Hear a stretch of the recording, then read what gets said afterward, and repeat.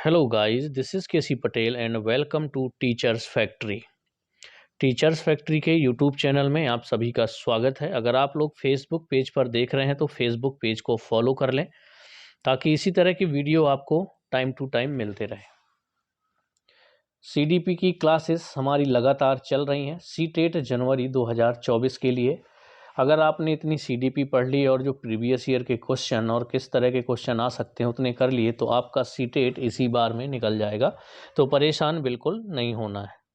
जो बाकी टॉपिक मैं करवा चुका हूँ वो टॉपिक सभी आपको प्लेलिस्ट में मिल जाएंगे और प्लेलिस्ट की लिंक आपको डिस्क्रिप्शन में मिल जाएगी। नीचे फेसबुक, इंस्टाग्राम, टेलीग्राम चैनल की सभी की आपको लिंक मिल जाएगी, तो वहाँ से जा कर के टेलीग्राम चैनल को भी ज्वाइन कर लें ताकि ये जो पीडीएफ नोट्स हैं आपको वहाँ पर मिल जाएंगे टेलीग्राम चैनल पर,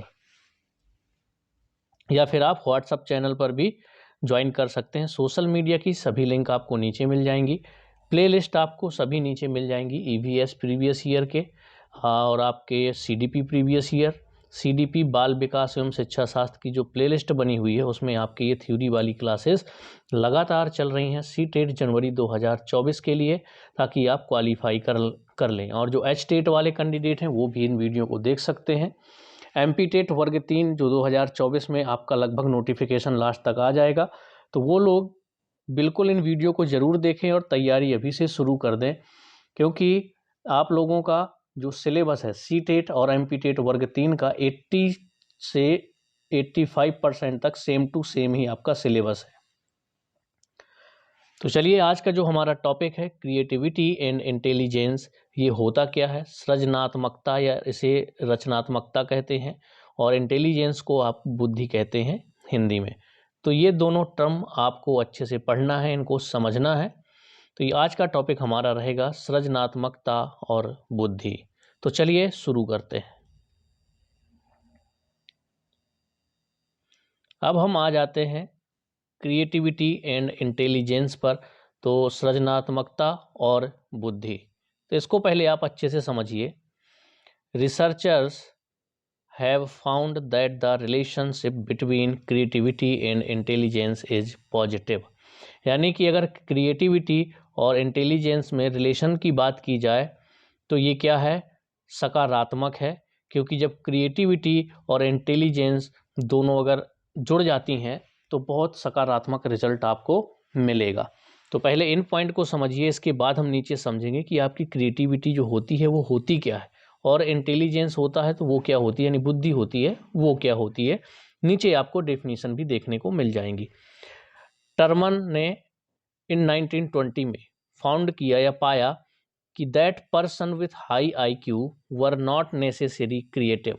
यानी कि कोई ऐसा कैंडिडेट, कोई ऐसा व्यक्ति, कोई ऐसा पर्सन जिसका जो आईक्यू लेवल है बहुत ज़्यादा हाई है, इसका मतलब ये बिल्कुल नहीं है कि वो क्रिएटिव भी होगा। यानी अगर आईक्यू लेवल हाई है तो ये ज़रूरी नहीं है कि वो क्रिएटिव हो। अब ऐसा क्यों है, जब आप क्रिएटिविटी क्या होती है, इंटेलिजेंस क्या होता है, इसको समझेंगे तो आपको समझ में आ जाएगा। नीचे हिंदी में भी दिया हुआ है, अर्थात हर एक हाई आईक्यू वाला बच्चा रचनात्मक हो आवश्यक नहीं है। रचनात्मक, उसे सृजनात्मक भी कह सकते हैं हिंदी में, इंग्लिश में आप इसे क्रिएटिविटी कहेंगे। तो यहाँ पर समझ में आया कि अगर दोनों के रिलेशन की बात करें, दो पॉइंट मैंने अच्छे से बता दिए आपके कि टर्मन एक मनोवैज्ञानिक हैं जिन्होंने 1920 में ये फाउंड किया कि अगर किसी स्टूडेंट हो, पर्सन हो, कोई व्यक्ति हो, अगर उसका आईक्यू लेवल हाई है तो ज़रूरी नहीं है कि वह क्या हो, क्रिएटिव भी हो। यही यहाँ पर हिंदी में आपको बताया गया है, अर्थात हर एक हाई आईक्यू वाला बच्चा रचनात्मक हो ऐसा बिल्कुल भी ज़रूरी नहीं है। तो ये 3 पॉइंट आपको समझ में आ गए। क्या क्या चीज़ें कि इंटेलिजेंस और क्रिएटिविटी का रिलेशन जो होता है वो सकारात्मक रिजल्ट आपको देगा। 1920 में टर्मन ने फाउंड किया कि अगर किसी पर्सन का आईक्यू हाई है तो ज़रूरी नहीं है कि वह क्रिएटिव भी हो या फिर सृजनात्मक भी हो। समझ में आ गया ये पॉइंट। अब चलिए अगले चलते हैं, सृजनात्मकता होती क्या है। सृजनात्मकता का अर्थ, मीनिंग ऑफ क्रिएटिविटी, इसको समझेंगे। सृजनात्मकता शब्द अंग्रेजी के क्रिएटिविटी का हिंदी रूपांतरण है, वो ऑलरेडी मैं आपको बता चुका हूँ। सृजनात्मकता का अर्थ क्या होता है उसको समझिए। सृजनात्मकता का अर्थ होता है उत्पन्न या रचना संबंधी योग्यता, नवीन क्रियाओं एवं नवीन विचारों को उत्पन्न करने की शक्ति या नवीन खोज करने की शक्ति, अर्थात किसी के पीछे पीछे न चलकर अपनी एक नई राह बनाने की सोच को ही हम सृजनात्मकता कहते हैं। एग्जाम्पल के लिए समझें कि जो रिसर्चर होते हैं नई नई खोज करते हैं तो वो क्या हो गए, क्रिएटिव हो गए, क्योंकि वो ऐसी खोज करने जा रहे हैं जिसने अभी तक कभी किसी ने नहीं की। तो नई खोज जो करेंगे वो ज़्यादा क्या होंगे, क्रिएटिव होंगे। एक ही क्वेश्चन के अलग अलग आंसर अगर कोई बच्चा देता है, अलग अलग तरीके से देता है, एक ही क्वेश्चन के कई आंसर बताता है, तो वो बच्चा क्रिएटिव आपका कहलाएगा। समझ पा रहे हैं कि क्रिएटिविटी होती क्या है, मतलब अपने तरीके से उसका कोई प्रश्न है उसका उत्तर निकालना है ना। किसी समस्या में फंस गया तो उसके अलग अलग सॉल्यूशन निकाल देगा, एक नहीं, अगर कोई एक प्रॉब्लम है तो उसके चार चार अलग अलग सॉल्यूशन निकाल के रख देगा कि इस प्रॉब्लम को ऐसे भी सॉल्व कर सकते हैं और इस तरीके से भी सॉल्व कर सकते हैं, तीसरे तरीके से भी सॉल्व कर सकते हैं, चौथे तरीके से भी सॉल्व कर सकते हैं। तो ये आपका कहलाता है क्रिएटिविटी यानी कि सृजनात्मकता। कोई भी बच्चा ज़्यादा क्रिएटिव है तो क्रिएटिव का मतलब भी आप समझ में गए होंगे, कहने देते कि ये बच्चा जो है बड़ा क्रिएटिव है, मतलब वो हर चीज़ें भी करने की क्षमता रखता है। कोई एक प्रॉब्लम आ गई उसका सॉल्यूशन खुद ही निकालने की कोशिश करेगा और दो दो तीन तीन सॉल्यूशन निकाल लेगा कि इसको ऐसे भी हल कर सकते हैं, उसको वैसे भी हल कर सकते हैं। किसी प्रॉब्लम में फंस जाएगा तो भी उसके कई तरीके निकाल लेगा, उसी को हम क्या कहेंगे, सृजनात्मकता कहेंगे। और यहाँ डेफिनेशन से आपको समझ में आ गया होगा क्या है यहाँ पर, नवीन क्रियाओं नवीन विचारों को उत्पन्न करने की शक्ति या फिर नवीन खोज करने की शक्ति, अर्थात किसी के पीछे पीछे न चलकर अपनी एक नई राह बनाने की सोच को ही हम क्या कहते हैं, सृजनात्मकता कहते हैं। चलिए सृजनात्मकता के बारे में, क्रिएटिविटी के बारे में और आपको कुछ पॉइंट जो और अच्छे से समझ में आ जाएंगे। सृजनात्मकता का अर्थ होता है नवीन ज्ञान खोज करना या किसी भी क्षेत्र में जब कोई व्यक्ति नवीन खोज करता है या नए विचारों का निर्माण करता है तो हम उस व्यक्ति के व्यक्तित्व को क्रिएटिविटी मानते हैं। एवं ऐसे लोगों को हर जगह अपने स्तर में प्रशंसा होती है।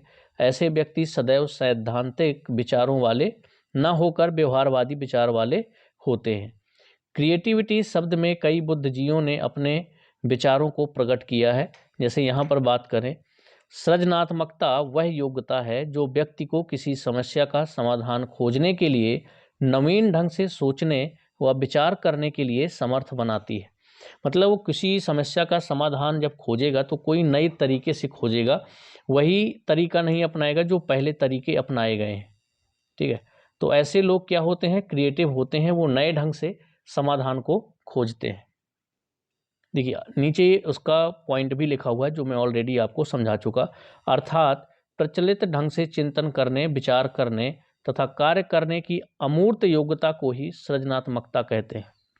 अमूर्त योग्यता यानी कि उनके दिमाग में कोई चीज़ें, उनके कई सॉल्यूशन अपने आप होंगे, अगर इसको ऐसा नहीं करके ऐसा करते हैं तो ये होती है अमूर्त तरीके से, यानी कि आप उसे देख नहीं सकते हैं उस सॉल्यूशन को, क्या वो सोच रहा है, किस तरीके से सोच रहा है। तो अमूर्त योग्यता को ही हम क्या कहेंगे, सृजनात्मकता कहेंगे। तो आई थिंक आपको सृजनात्मकता यानी क्रिएटिविटी होती क्या है ये चीज़ आपको समझ में आ गई होगी। क्रिएटिविटी के जो तत्व होते हैं वो क्या होते हैं, देखिए एक तो होती है फ्लुएंसी यानी कि धारा प्रवाह, फ्लेक्सिबिलिटी होती है, लचीलापन होते हैं, ये तत्व हैं आपके क्रिएटिविटी के। ओरिजिनल यानी कि मौलिकता होती है उसमें। ओरिजिनल का मतलब समझ में आ गया कि जब कोई किसी समस्या का समाधान निकालेगा तो वो अपने तरीके से, जो पहले से कोई समाधान है उन पर नहीं बल्कि नए ढंग से अपने तरीके से किसी समस्या का समाधान खोजेगा, है ना। एलैबोरेशन यानी कि विस्तार इसका होता है। ये चार आपके एलिमेंट होते हैं क्रिएटिविटी के। कौन कौन से, एक बार फिर से पढ़ लो, फ्लुएंसी, फ्लेक्सिबिलिटी, ओरिजिनल और एलैबोरेशन, ये आपके क्रिएटिविटी के एलिमेंट होते हैं यानी कि तत्व होते हैं। अब यहाँ पर बात करेंगे हम थिंकिंग की। क्योंकि दो तरह की थिंकिंग होती है आपकी, डाइवर्जेंट थिंकिंग और दूसरी होती है आपकी कन्वर्जेंट थिंकिंग।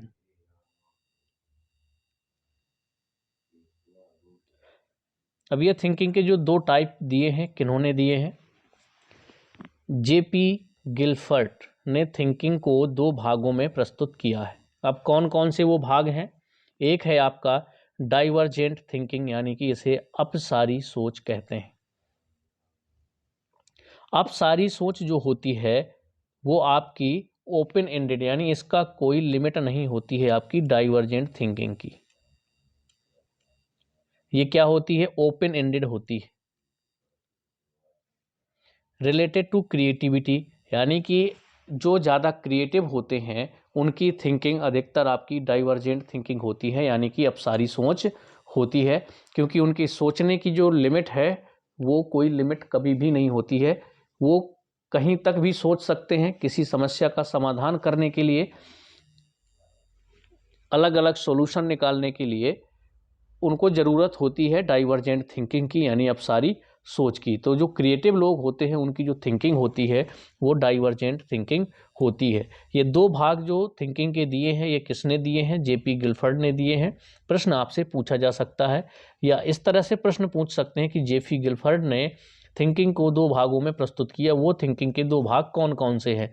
तो एक है आपका अपसारी सोच, दूसरा अभिसारी सोच, यानी कि डाइवर्जेंट थिंकिंग और कन्वर्जेंट थिंकिंग। ठीक है, इसके देखिए आउट ऑफ द बॉक्स वही चीज़ कर रहे हैं कि जो कोई पहले से सॉल्यूशन अगर हैं तो एक नया सॉल्यूशन देगा क्रिएटिव जो होगा।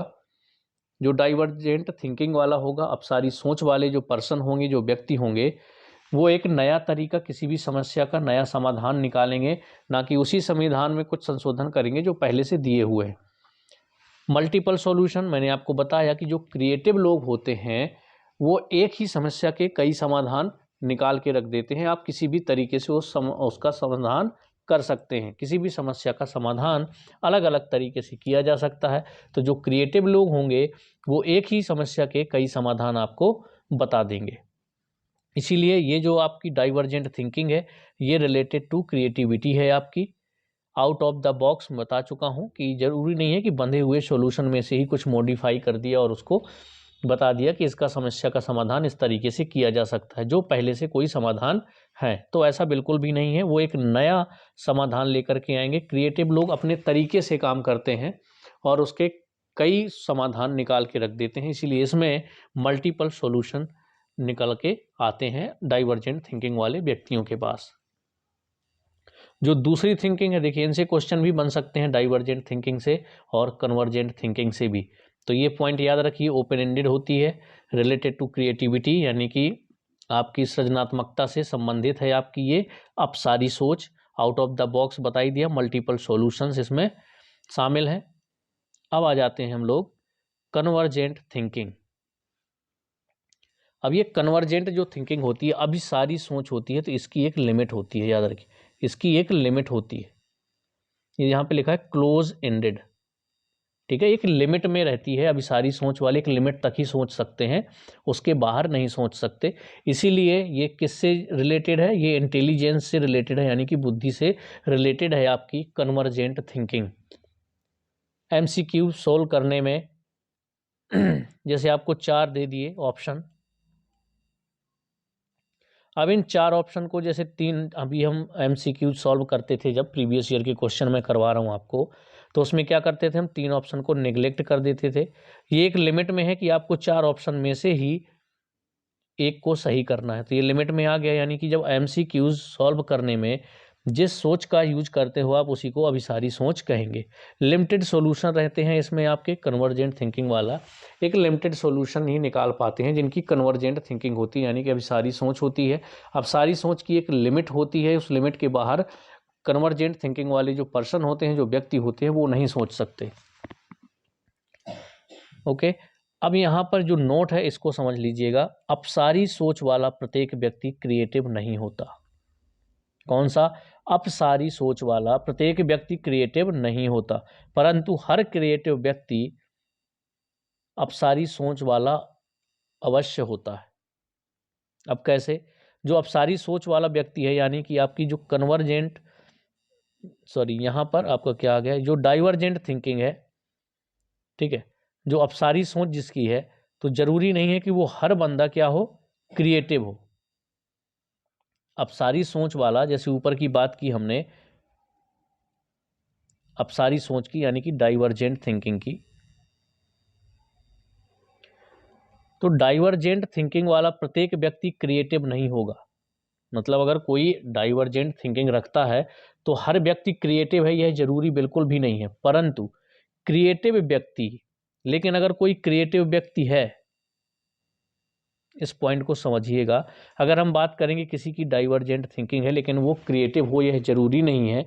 लेकिन अगर कोई क्रिएटिव व्यक्ति है तो उस क्रिएटिव व्यक्ति की अपसारी सोच, यानी कि डाइवर्जेंट थिंकिंग अवश्य रखता है। यानी कोई अगर क्रिएटिव व्यक्ति है तो उसके पास डाइवर्जेंट थिंकिंग होगी ही होगी। लेकिन अगर कोई डाइवर्जेंट थिंकिंग रखता है तो जरूरी नहीं है कि वो व्यक्ति क्रिएटिव 100% हो। ये पॉइंट यहाँ पर बताया गया है कि जो डाइवर्जेंट थिंकिंग वाला प्रत्येक व्यक्ति क्रिएटिव नहीं होगा, ये कोई ज़रूरी नहीं है। परंतु अगर कोई व्यक्ति क्रिएटिव है तो उसकी जो सोच है वो डाइवर्जेंट होगी ही होगी। तो कौन कौन से पॉइंट यहाँ पे समझे? एक समझा आपने डाइवर्जेंट थिंकिंग, और दूसरा कन्वर्जेंट थिंकिंग, अपसारी और अभिसारी। तो वर्ड से इनको याद कैसे रखेंगे? अपसारी इस तरह से आप याद रख सकते हैं, जैसे अपसारी की बात करें यहाँ पर, ठीक है, अपसारी की बात करें तो अप मतलब बहुत ऊपर तक, इस तरह से याद रखिए, अपसारी सोच या डाइवर्जेंट थिंकिंग, हिंदी में आप याद रख सकते हैं अपसारी सोच। तो इसकी कोई लिमिट नहीं है, अपसारी, अब मतलब यहाँ से ऊपर समझ सकते हैं, तो इसकी क्या होगी, कोई लिमिट नहीं है। उसी सोच को हम क्या कहेंगे, अपसारी सोच कहेंगे, डाइवर्जेंट थिंकिंग कहेंगे। और जब अब एक का हमें अगर कॉन्सेप्ट क्लियर हो गया तो दूसरी सोच जो है आपकी कन्वर्जेंट थिंकिंग है, यानी कि अभिसारी सोच है, वो आपकी क्या होगी, लिमिट में होती है उसकी। ऐसा नहीं है कि उसकी सोचने की कोई लिमिट ना हो। तो जो आपकी कन्वर्जेंट थिंकिंग यानी कि अभिसारी सोच होती है, वो होती है आपकी एक लिमिट में, और ये सबसे ज़्यादा रिलेटेड होती है इंटेलिजेंस से, यानी कि बुद्धि से, जो आपकी अभिसारी सोच होती है। चलिए अब बात कर लेते हैं हम गिफ्टेड चिल्ड्रन की। जो प्रतिभाशाली बच्चे होते हैं वो कितने टाइप के होते हैं? तो 3 टाइप यहाँ पर बताए गए हैं कि 3 टाइप के आपके प्रतिभाशाली यानी कि गिफ्टेड चिल्ड्रन होते हैं। कौन कौन से? जो इंटेलेक्चुअल ब्राइट हों, यानी कि बौद्धिक रूप से जो उज्ज्वल होते हैं, जिनका IQ लेवल 140 से ऊपर होता है। एग्जाम्पल के लिए समझ लो आइंस्टीन आपके हो गए। तो ये हो गए आपके इंटेलेक्चुअल ब्राइट, जिनका जो बौद्धिक रूप से बहुत तेज हैं और जिनका IQ लेवल क्या है, 140 प्लस है। इसके बाद टैलेंट की बात करें तो टैलेंट में जैसे विराट कोहली की बात करें तो ये आ जाते हैं टैलेंटेड में, कि स्पोर्ट में खेलने में अच्छे हैं। सचिन तेंदुलकर वो स्पोर्ट में खेलने में अच्छे हैं, तो ये क्या होंगे, टैलेंटेड हैं। ये किन सी कैटेगरी में आ जाएंगे, टैलेंटेड कैटेगरी में आ जाएंगे। अब क्रिएटिव की बात करें तो क्रिएटिव जैसे MF हुसैन, ये एक कौन है, ये पेंटर है, पेंटिंग बनाते हैं ये। तो पेंटिंग में क्या लगती है, क्रिएटिविटी लगती है। जो आप इमेजिन करेंगे उस इमेजिनेशन को एक पेंटिंग में उतारना, ये क्या होगी, क्रिएटिविटी होती है आपकी। तो MF हुसैन को आप एग्जाम्पल के तौर पर ले सकते हैं कि ये क्या हो जाएंगे, क्रिएटिव हो जाएंगे। अब बात करें गिफ्टेड चिल्ड्रन की, तो गिफ्टेड चिल्ड्रन को समृद्ध पाठचर्या यानी कि इनरिच्ड करिकुलम की आवश्यकता होती है, जिनमें उनके इंटरेस्ट के अकॉर्डिंग चैलेंजिंग टास्क कंटेंट होते हैं।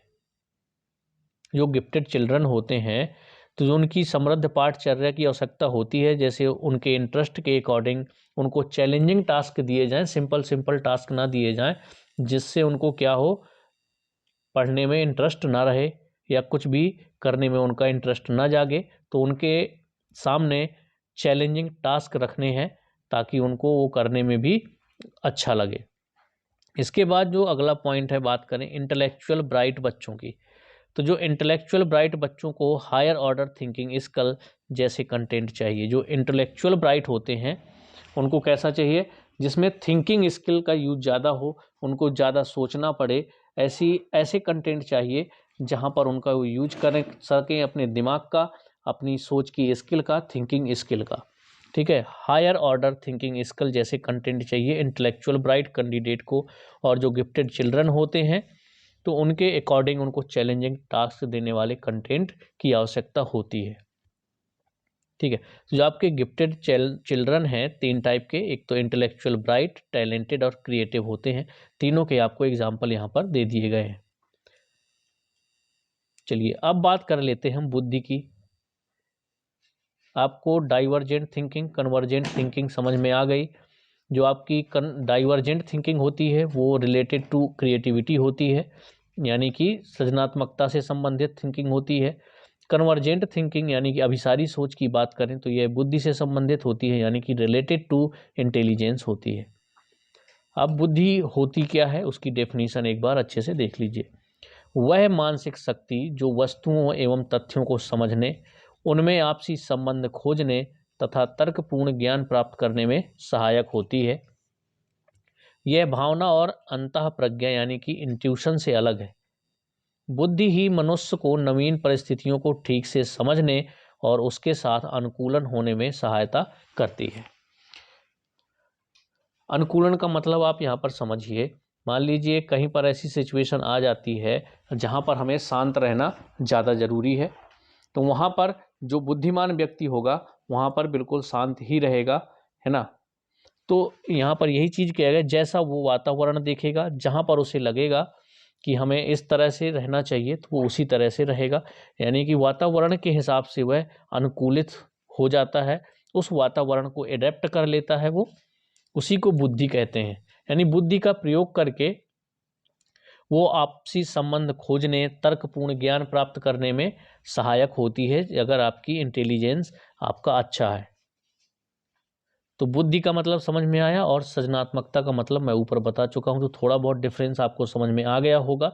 अगर इन दोनों का रिलेशन देखें तो ये एक सकारात्मक रिलेशन है कि अगर कोई व्यक्ति क्रिएटिव और इंटेलिजेंस उसके अंदर दोनों गुण हैं तो ये जो उसका रिजल्ट होगा वो सकारात्मक रिजल्ट आपको निकल करके सामने आएगा।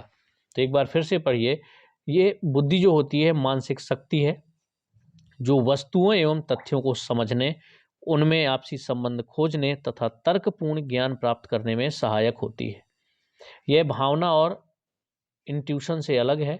बुद्धि ही मनुष्य को नवीन परिस्थितियों को ठीक से समझने, अगर कई नई जगह पर जाते हो तो वहाँ का कैसा माहौल है, किस तरह से यहाँ का रहन सहन है, उसको बहुत जल्दी एडेप्ट कर लेता है और उसी के हिसाब से परिस्थितियों को ठीक कर लेता है, अपने हिसाब से वातावरण के हिसाब से ही वो रहने लगता है, वहाँ के वातावरण को एडेप्ट कर लेता है, वहाँ की सिचुएशन को समझ लेता है और उसी के हिसाब से वो ढल जाता है। तो ये निशानी होती है एक, जिनकी इंटेलिजेंस अच्छी होती है, जिनकी बुद्धि अच्छी होती है। अब बात करते हैं हम इमोशनल इंटेलिजेंस की, यानी कि सामयिक बुद्धि की।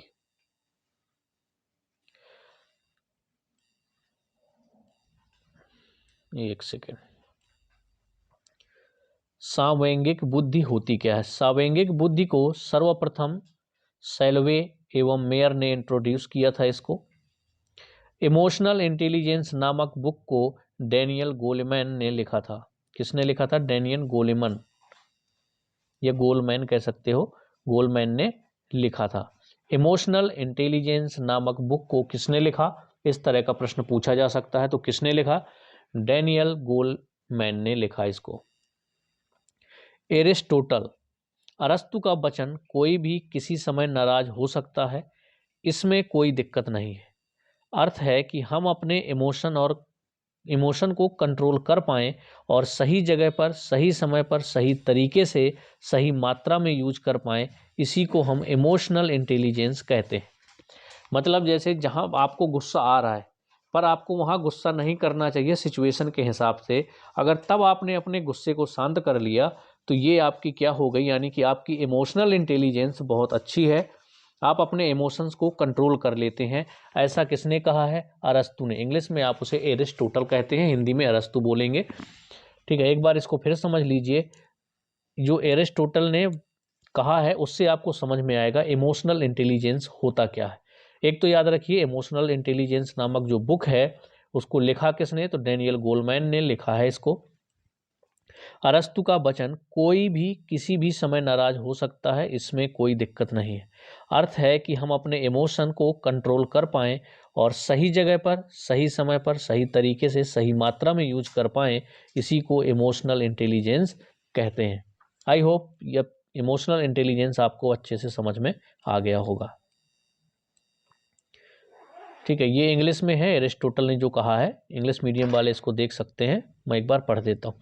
Anyone can become angry that it easy, but to be angry with the right person and to the right degree and at the right time and for the right purpose and in the right way, that is not within everybody's power, that is not easy। ये कहा है Aristotle ने। Emotional intelligence की विशेषताएं: